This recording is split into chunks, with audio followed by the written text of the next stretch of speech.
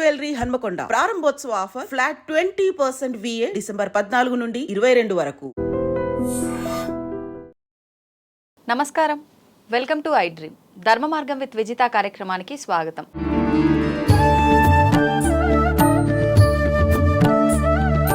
ప్రస్తుతం మనతో పాటు ఉన్నారు ప్రముఖ ఆధ్యాత్మికవేత్త సుభాష్ శర్మ గారు. ఇప్పుడు వారితో మాట్లాడి మరిన్ని విషయాలు తెలుసుకుందాం.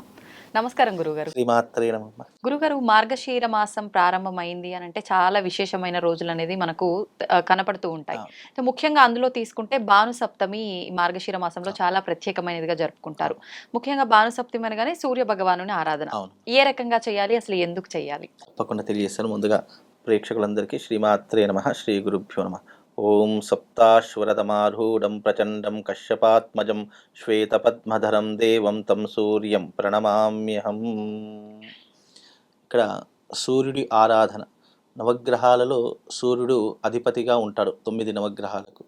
ఒక్క సూర్యుడి యొక్క ఆరాధన చేస్తే నవగ్రహాలకు పూజ చేసినటువంటి పుణ్య ఫలితంతో పాటు సూర్యుడు ఆరోగ్యకారకుడు అని శాస్త్రం తెలియజేయడం జరిగింది. అంటే ఆరోగ్యం భాస్కరాదిత్యేత్ అని అన్నాను. అంటే మనకు ఈ సృష్టిలో కేవలం మనుషులకే కాదు, సమస్త చరాచర సృష్టి యందు ఏ జీవికైనా సరే ప్రాణవాయువు ప్రారంభమవుతుంది, ప్రాణవాయువు అంతమవుతుంది అనడానికి సాక్షిభూతము సూర్య భగవానుడు. ఈ రోజున ఉదయించింది అంటే మనకు డే ప్రారంభమవుతుంది, అస్తమించిందంటే మన జీవితంలో ఒక డే అంతమైపోయింది. అలా సూర్య భగవానుడు అనేటటువంటి వాడు ఆరోగ్యకారకుడు. సూర్యుడిని ఉపాసించడం వల్ల, సూర్య ఆరాధన చేయడం వల్ల మన జీవితంలో ఆయుష్ని పెంచుకునేటటువంటి అవకాశం, రోగాలను దూరం చేసుకునేటటువంటి అవకాశం. దీనికి శాస్త్రంలో సూర్యుడిని ఆరాధించడానికి సౌరయాగము అని చెప్పి ఒక అద్భుతమైనటువంటి యాగాన్ని గురించి మనకు వేదమూర్తులు అందించారు. అది మనకు సూర్య ఉపాసనలో చెప్పడం జరిగింది. అలాగే సూర్య పురాణంలో కూడా, అంటే ఆదిత్య హృదయంలో కూడా చెప్పడం జరిగింది. ఇది చాలా అరుదుగా చేస్తుంటారు. చాలా అరుదు. అసలు సౌరయాగం అనేటటువంటిది చిన్న విషయం కాదు, అది చాలా ఖర్చుతో కూడుకున్న వ్యవహారము. అలాగే ఇది ఎవరు చేస్తారు అని అంటే, సౌరయాగము అంటే ఎలాంటి వారు చేయాలి అని అంటే గనక, ఒక మనిషి కొన ఊపిరితో కొట్టుకుంటున్నాడు, ఒక మనిషి ప్రాణంతో కొట్టుమిట్లాడి, అసలు డాక్టర్స్ కూడా మనకు చేతులు ఎత్తేసి ఇక మీరు ఇంటికి తీసుకువెళ్ళవచ్చు, మా చేతులు ఏమీ లేదు అనుకున్నటువంటి సమయాలలో లాస్ట్ స్టేజ్గా అలాంటి, అంటే అది ఎవరు, ముసలి వాళ్ళు, వయసు మీద మధ్యంతర వయసులో ఉండి అసలు ఏమాత్రం జీవితాన్ని చూడకుండా ఉన్నటువంటి వ్యక్తులు ఎవరైతే ఉంటారో వాళ్ళు ఏదో డిఫెక్ట్తోనో ఏదో ఒక ప్రాబ్లంతోనో ఫేస్ చేయడం జరుగుతుందో అలాంటి వారికి ఈ సౌరయాగం చేయడం ద్వారా నిజంగా ఆ సూర్యుడి యొక్క తేజస్సు అతనిలో ప్రవేశించి అతనిలో శక్తి చైతన్యాన్ని పెంచేటటువంటి అవకాశము ఈ సౌరయాగం ద్వారా కలుగుతుందండి. వేదమూర్తులు, ఋషులు ఎంతోమంది తమ తమ పురాణ గ్రంథాలలో రాయడం జరిగింది. అది నిజంగా ఒక అద్భుతమైనటువంటి మెరాకిల్స్ చేసేటటువంటి యాగం. అంటే నిజంగా ఈ మధ్య కాలంలో కూడా చాలా మంది ఆ యాగం కూడా చేశారు. సౌరయాగం అని చెప్పేసి విశిష్టమైనటువంటి యాగం. ఆ యాగము ద్వారా మనిషిలో ఉన్నటువంటి నెగిటివ్ ఎనర్జీని తీసేసి సౌరశక్తిని పెంచి ఆ మనిషి జీవితంలో ఆయుష్ని పెంచేటటువంటి విధానము, సూర్యుని యొక్క తేజస్సు అతనిలో ప్రవేశించేటటువంటి అవకాశము ఆ సౌరయాగం ద్వారా కలుగుతుంది. ఇది నమ్మినా నమ్మకపోయినా వాస్తవానికి ఇలాంటివి ఉన్నాయి. ఎగ్జాంపుల్గా చెప్తాను. ఒక పుట్టినటువంటి, ఇప్పుడంటే ఈ టెక్నాలజీ వచ్చేసింది, హాస్పిటల్స్ వచ్చేసాయి, కానీ ఈ హాస్పిటల్స్ టెక్నాలజీ రాకముందు పిల్లవాళ్ళకి జాండీస్ వచ్చేసేటువంటివి.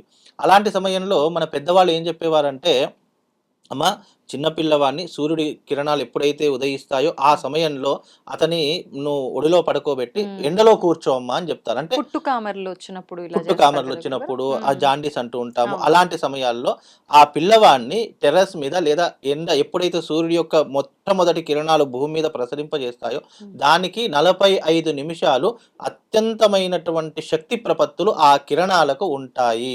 ఆ కిరణాలు ఆ పిల్లవాడి మీద పడ్డప్పుడు ఆ యొక్క కిరణాల ప్రభావం వల్ల అతనిలో ఉన్నటువంటి రోగశక్తి నశించిపోయి ప్రాణశక్తి పెరుగుతుందట. ఇది ఇప్పుడంటే ఈ గ్లాస్ లో పెడుతున్నారు. ఆ గ్లాస్ లో కూడా ఏంటంటే ఒక లైట్ వేసేసి ట్యూబ్ ఏదో బల్బ్ పెట్టేసేసి వేడిలో ఉంచుతున్నారు, అంతే, ఆర్టిఫిషియల్ గా ఉంచుతున్నారు. కానీ నిజానికి సౌరశక్తి అనేటటువంటిది మనిషిలో ఉన్నటువంటి ప్రాణశక్తిని పెంచేటటువంటిది. ఒక సౌరశక్తి, ఒక సూర్యుడి కిరణాలు పడితేనే ఒక పువ్వు పూస్తుంది. ఒక సూర్యుడి యొక్క తేజస్సు పడడం ద్వారా ఆకులు, కొమ్మలు, చెట్లు, చెగుర్లు అన్నీ కూడా ప్రాణశక్తిని పోసుకొని విరజిల్లుతాయి. అంటే సూర్యుడి యొక్క తేజస్సు అంత గొప్పనైనటువంటిది. అందుకే సూర్యుడి ఆరాధన ఎప్పుడైనా చేయాలి, ఏదైనా తిథిలో చేయాలి, ఏదైనా రోజు చేయాలంటే ఆదివారం సప్తమి వచ్చినప్పుడు దానిని భాను సప్తమి అంటారు. ఆదివారం కూడా కేటాయించింది సూర్య భగవానుడికి కాబట్టి ఈ 2 తిథివార నక్షత్ర ముహూర్త యోగ కరణాలు వచ్చాయి అంటే సూర్యుడిని ఆరాధించడం వల్ల మనకు ఆరోగ్య ప్రాప్తి కలుగుతుంది. మనిషి జీవితంలో అత్యంత ఐశ్వర్యవంతమైనటువంటిది ఆరోగ్యం.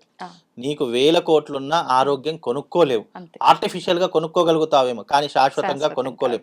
శాశ్వతంగా ఏదైనా కొనుక్కోవాలంటే అది కేవలము భగవత్ ఆరాధన వల్లనే సాధ్యపడుతుంది తప్ప ప్రపంచంలో దేనితో కూడా సాధ్యపడదు. అందుకే సూర్యుడిని ఆరాధించాలి అంటే అది భాను సప్తమి రోజున ఆరాధన చేయాలి.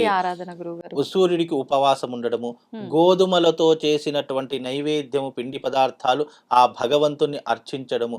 అంటే చాలా మంది ఈ భాను సప్తమి వచ్చిందంటే ఇంట్లో రథం ముగ్గు వేసేసి ఆ రథం ముగ్గుకి పూజ చేసేటటువంటి వారు.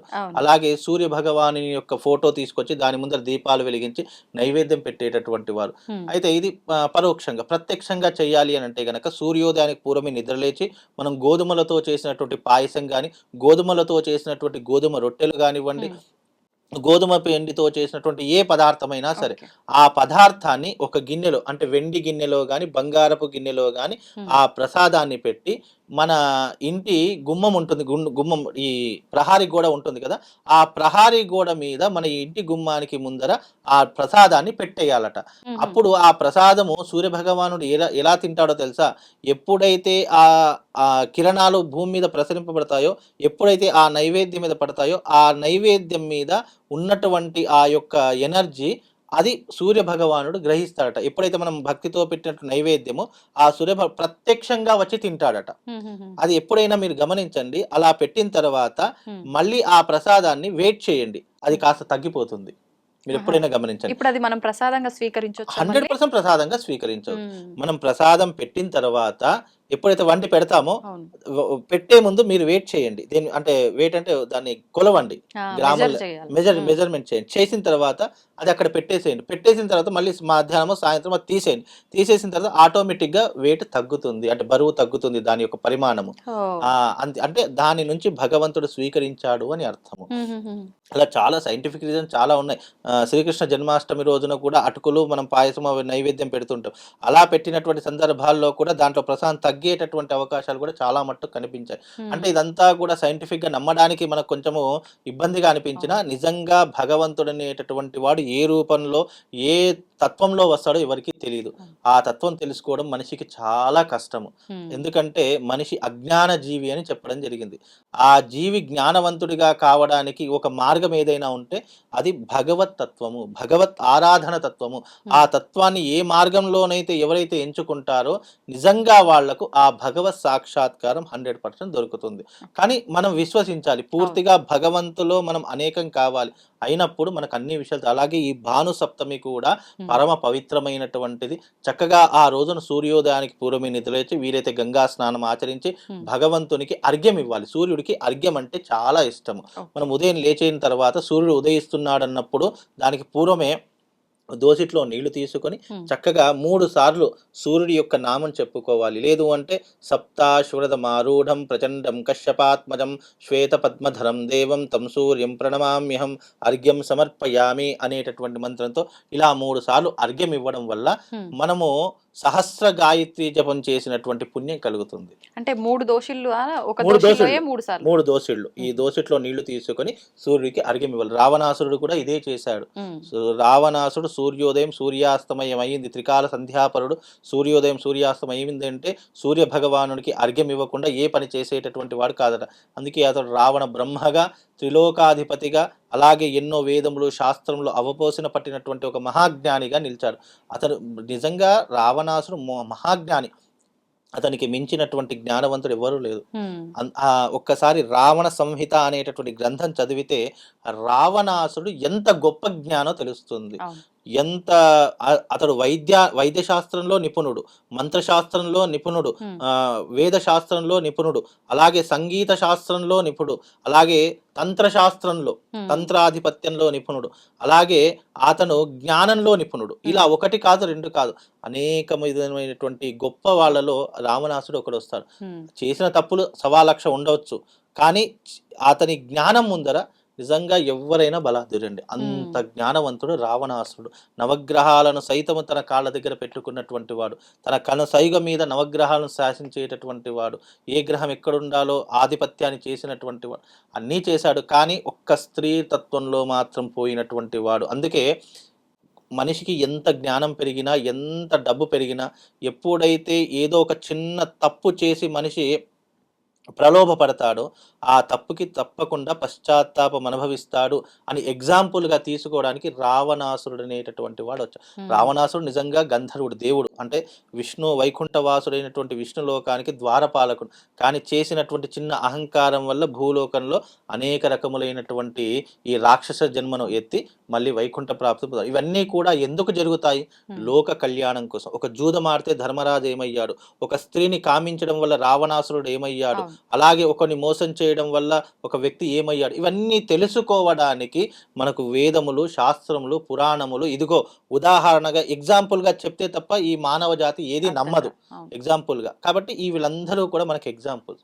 అందుకే భానుసప్తమి అనేటటువంటిది కూడా అదే రకమైనటువంటి ఎగ్జాంపుల్. మన జీవితాన్ని కాపాడుకోవడానికి, మన ఆరోగ్యాన్ని రక్షించుకోవడానికి ఇదిగో ఈ భానుసప్తమి రోజున ఈ రకమైనటువంటి పద్ధతిని చేయాలి. ఏం లేదండి, ఒక ఫోటో పెట్టుకోండి, 2 దీపాలు వెలిగించండి, చక్కగా మనకు సూర్య భగవానికి ఇష్టమైనటువంటి పూలు ఎర్రటి పూలు, మందారపు పూలు అంటే చాలా ఇష్టం, ఆ మందారపు పూలతో అర్చన చేయండి. ఆరోగ్యం తప్పకుండా, అంటే అంతు చిక్కని వ్యాధైనా కూడా భానుసప్తమి రోజున సూర్యారాధన చేయడం వల్ల, సూర్య ఉపాసన చేయడం వల్ల తప్పకుండా వ్యాధులన్నీ కూడా నయమైపోయి సంపూర్ణమైనటువంటి ఆరోగ్యంగా జీవించడానికి సూర్య భగవాను అర్థించడము, అర్ఘ్యం వదలడము, సూర్యునికి నమస్కారం చేయడము, ఇవి శాస్త్రం నందు చెప్పినటువంటి అంశాలమ్మ. ధన్యవాదాలు గురుగారు. శ్రీమాత్రే.